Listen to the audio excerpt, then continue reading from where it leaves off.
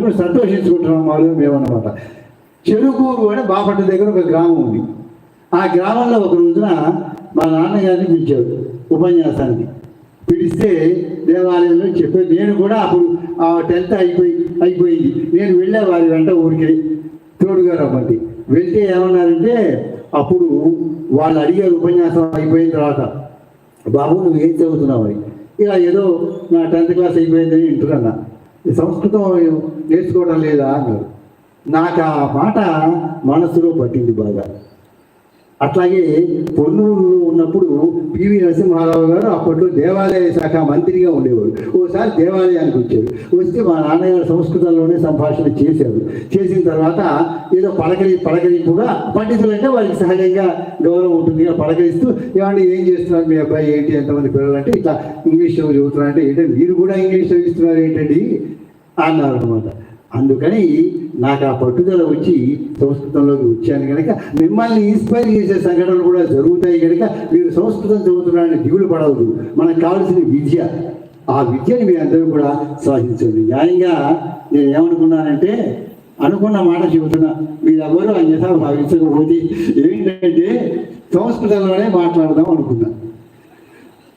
దీనికి తగ్గట్టు ఈయన సంస్కృతంలో కూడా మాట్లాడితే మాకు ఇదంతా మా నెత్తి మీదకి ఇదో బండరాయి వచ్చి పడింది అనుకుంటారు. అనుకుని వినే ఓపికలు కూడా ఉండవు కదా విద్యార్థులు. కానీ చూసిన తర్వాత నాకు అర్థమైపోయి సుకుమారంగా కనిపిస్తున్నారు కదా, మిమ్మల్ని బాధపడి అంటే మనం ప్రసంగం చేస్తున్నాం అనుకోండి, ఏదో రేడియోలో వాటిల్లో మరీ అర్థం కాని విషయాలు చెప్పామనుకోండి, కష్టపడి కట్టేస్తారు వెంటనే. వాళ్ళకి అర్థమయ్యేటట్టుగా ఉండకపోతే వాళ్ళకి కట్టేస్తారు జనరు. కానీ సంస్కృత భాష వినటం అలవాటు చేసుకోండి.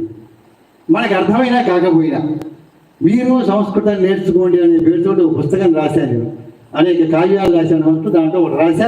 దాంట్లో ఇంగ్లీష్లో తెలిసిన మీకు అందరికీ కూడా తెలియడానికి కూడా వాక్య నిర్మాణాలన్నీ ఇచ్చాను. అది అందరూ ఉద్యోగస్తులు అందరూ కూడా చదువుకోండి, చక్కగా చదవండి. ఎందుకంటే మనం హిందీ సినిమాకి వెళ్తున్నాం, ఇంగ్లీష్ సినిమాకి వెళ్తున్నాం, మనకు అర్థమవుతుందని వెళ్తున్నాడు కుర్రవాడు. ఇంగ్లీష్ సినిమా తప్ప ఇంకేం చూడు, ఏదో ఇది అర్థమైపోయినట్టు వాడికి. హిందీ సినిమా తప్ప చూడు, ఇంగ్లీష్ నావెల్ తప్ప చదవడం, ఇంగ్లీష్ మ్యాగజైన్ తప్ప చదవడం. అంటే ఆ లెవెల్కి ఈ తెలుగు సంస్కృతం వాడికి ఆనం అనమాట. కానీ అలాగే ఎలా చదువుతున్నారు వాళ్ళు, అలా అందరూ కూడా మీరు కూడా తప్పనిసరిగా సంస్కృతం వినడానికి అలవాటు పోయండి, మాట్లాడడానికి తప్పు కానీ ఒప్పు కానీ మాట్లాడండి, తప్పైనా పర్వాలా. అందుకని మీ అందరూ కూడా సంస్కృత కళాశాల అంటే సంస్కృత కళాశాల అనిపించాలి. మీ అందరూ విద్యార్థులు, మీ మీద ఆశలు ఉన్నాయి మాకందరికీ, ఇక్కడ వేదిక పెద్దలందరికీ కూడా. గోరెట్ల వెంకన్న గారు నుంచి 2 వాక్యాలు చెప్పి ముగిస్తాను. నేను ఏంటంటే, మేము సహజంగా ఉపన్యాసాలకు వెళ్ళినప్పుడు సమయం ఎంత అని అడుగుతాం. 2 నిమిషాల దగ్గర నుంచి 2 గంటలు చెప్తాం, మీ ఇష్టం. వాళ్ళని ఇబ్బంది పెట్టకుండా మీరు ఎంత టైం ఇస్తే అంత టైం. నేను అనుకుంటాను అనమాట, ఒక నటుడు ఏం చేస్తాడంటే రాజుగారి పాత్ర ఇచ్చినా పోషిస్తాడు, హీరో వేషం వేయకుండా అడుక్కు తినేవాడి పాత్ర ఇచ్చినా ఒక 5 నిమిషాలు ఇస్తున్న పాత్ర. అంటే మనకి సినిమాలో నటుడు ఎన్టీ రామారావు ఇట్లాంటి వాళ్ళు పాత సినిమాలు ఓ చిన్న పాత్ర 10 నిమిషాలు ఉంటుందండి. ఆ 10 నిమిషాలు పాత్ర ఇస్తే 10 నిమిషాలు చేసి వెళ్ళిపోతాడు, సినిమా మొత్తం మీద అద్భుతంగా చేశాడు అనిపిస్తుంది. ఒక నటుడు ఎంత టైం ఇస్తే దాంట్లో ఒదిగిపోవాలి. అలాగే నేను కూడా సమయాన్ని అతిక్రమించను. సభావేదిక మీద పెద్దలందరూ ఉన్నారు. అందుకని వెంకన్న గారి గురించి ఒక్క వాక్యం అనమాట. ఎందుకంటే దాతా భవతి మానవ, దాతృత్వం అనేది ఎవరి దగ్గర ఉండదు. మరి వాళ్ళ సంపాదన అందరూ చేస్తారు, కానీ ఒక సంస్కృత కళాశాల పెట్టడం, ఆయుర్వేద వైద్యాలయం పెట్టడం, వారి అంతా సంఘసేవ కోసం చేశారంటే మరి ఈ కాలంలో వారిని మెచ్చుకోకుండా మేము ఉండలేం. అలాగే మరి దీన్ని చక్కగా నడిపిస్తున్నటువంటి ఈవో శ్రీనివాసరావు గారికి, ఇంకా తదితరమైనటువంటి వాళ్ళందరూ ఉన్నారు. పేరు నా పెట్టచ్చుగా, నాకు పేరు తెలియదు వచ్చిన సమస్య. అందుకని ఎవరు కించపరుచుకోకండి, మా పేరు చెప్పలేదు. ఎందుకంటే నాకు పేరు తెలియదు కనుక మీ పేరు పెట్టారనే అనుకుంటూ అందరూ కూడా ఐకమత్యంతో కళాశాలని అత్యున్నత పదంలోకి తీర్చిదిద్దాలని నేను ఆశిస్తున్నాను. ఎందుకంటే ఓరియంటల్ కళాశాలలో ఉన్న వాటిలో ఇది మంచిది. అంటే అన్నీ పోయినాయి కాలేజీలు, ఇంకో మా కాలేజీ కూడా పోయింది, అన్నీ పోయినాయి అనమాట.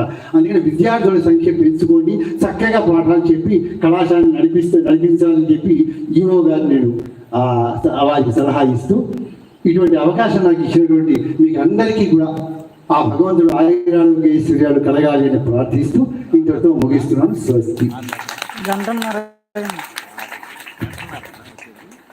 ఇంకో వస్తుంది మన ఇష్టం రోజంతా పెట్టి నాకు అయిపోయినా